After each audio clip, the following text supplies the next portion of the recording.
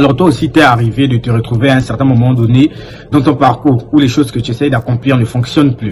Simplement, ce que tu essayes d'accomplir ne marche plus. Et à ce moment-là, tu commences à te comparer à des personnes autour de toi. Tu commences à te poser tout un tas de questions et à te rabaisser par rapport à ce que tu essayes d'accomplir, simplement en te comparant aux gens. C'est-à-dire que tu es focus sur ce que tu fais. Tu te donnes à fond sur ce que tu fais. Et à partir d'un certain moment donné, les choses commencent à se compliquer. Plus rien ne marche. Tu ne comprends plus rien. Et là, tu commences à te comparer aux personnes qui sont autour de toi, aux personnes qui réussissent mieux que toi. Souvent, c'est sur les réseaux sociaux, une personne qu'on admire très souvent. Après, on commence à se dévaloriser, à dévaloriser son travail, à se dire que ce qu'on essaie de faire n'est pas si extraordinaire que ça. On commence à se comparer aux autres. Et lorsque tu arrives à cette phase-là, ça devient très compliqué pour toi d'avoir l'énergie de continuer à te battre dans ce que tu essayes d'accomplir. Et je pense sincèrement que toi aussi tu t'es retrouvé là-dedans. Je pense sincèrement que tu affrontes ça chaque jour. Quelle est l'attitude à adopter lorsque cela t'arrive?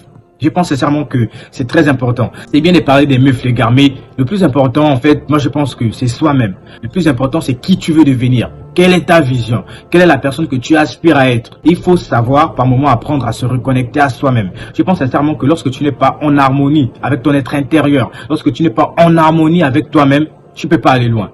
Ça, c'est ma pensée. Je pense sincèrement que tu dois être en harmonie avec toi-même avant de pouvoir poursuivre tes objectifs. Tu dois apprendre à être en harmonie avec ton être intérieur. Et ça, c'est un travail constant, les gars. J'ai simplement remarqué que lorsqu'on commence à se comparer aux autres, on a simplement l'impression que ce qu'on fait n'avance pas. Et ce qu'on fait n'a pas tant de valeur que ça. C'est pas si extraordinaire comme celui du voisin. On se compare souvent au voisin. La chose que le voisin fait ou accomplit est toujours mieux que la nôtre. Et là, on commence à se comparer aux gens autour de nous. On commence à se comparer à telle personne, en pensant sincèrement que l'herbe est plus verte chez lui que chez nous. Et je pense que cette façon de penser peut te faire croire que tu n'es rien, ou ce que tu essayes d'accomplir dans ton domaine n'a pas tant de valeur que ça. Parce que tu vas constamment comparer cela à ce que l'autre essaie d'accomplir. Donc tu vas te dévaloriser en faisant ça. Tu vas te donner moins de valeur que l'autre. Parce que simplement, tu penses que ce que lui fait est peut-être facile à obtenir. Tu penses que ce que lui a peut-être été facile à obtenir. Donc tu vas te dévaloriser en te disant que j'aimerais être comme mon voisin, j'aimerais être comme telle personne. Et tu vas dévaloriser ton travail, le travail dans lequel tu te donnes depuis bien longtemps. Tu vas commencer à dévaloriser cela en te comparant constamment aux gens autour de toi.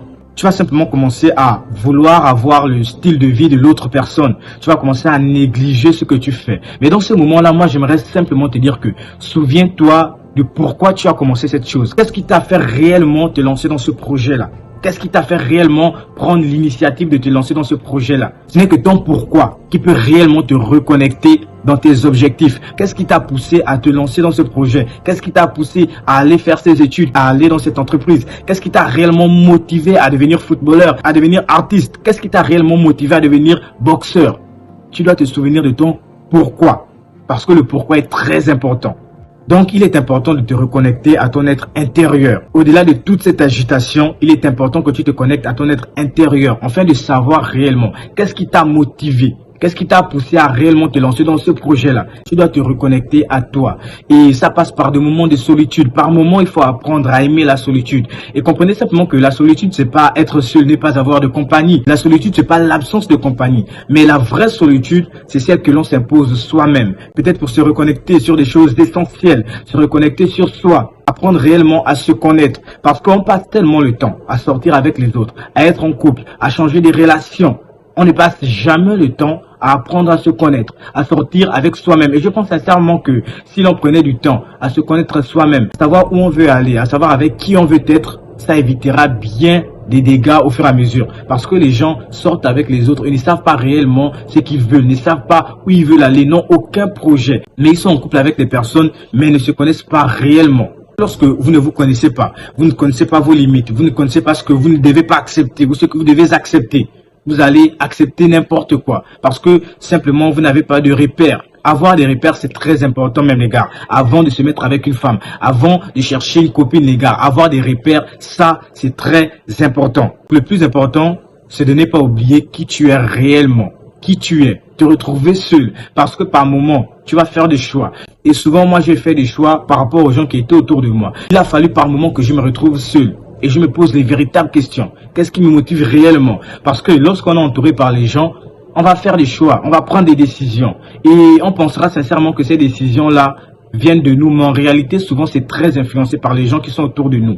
Mais lorsque tu te retrouves seul, Tu vas te poser les vraies questions. Est-ce que les habitudes que j'ai adoptées depuis que je marche avec telle personne sont réellement les habitudes que j'avais envie d'avoir? Est-ce que le chemin sur lequel je suis, est-ce que les actions que je pose aujourd'hui sont réellement les actions que j'avais toujours rêvé de poser? Est-ce que je suis réellement sur le chemin que je voulais être? C'est très important, la solitude, les gars. Très important de se retrouver seul pour se reconcentrer sur soi-même. Ça, c'est important. Donc, il faut par moments se retrouver seul pour ne pas se laisser influencer par les autres. Très souvent, lorsqu'on se laisse influencer par les autres, lorsqu'on commence à imiter les autres autour de nous, par moments, on oublie réellement qui l'on est, nos valeurs, nos repères à nous. Donc, c'est très important de ne pas se laisser influencer par les gens autour de nous. N'ayez pas cette habitude de vouloir tout prendre chez les gens au point d'oublier réellement vos valeurs, qui vous êtes réellement. Ça, c'est important, les gars. Ça, c'est réellement important. Il y a des choses qu'on s'est juré de ne jamais faire, quoi qu'il en coûte, quoi qu'il arrive. Mais par moments, on se retrouve à faire ces choses parce qu'on s'est laissé influencer par les gens qui étaient autour de nous. Donc, avoir aussi des bonnes compagnies, c'est très important pour votre santé mentale. Avoir des bonnes compagnies. Ça, on va simplement aborder ce sujet dans une autre vidéo. Voir à quel point les bonnes ou les mauvaises compagnies peuvent réellement nous influencer sur notre parcours. Ciao!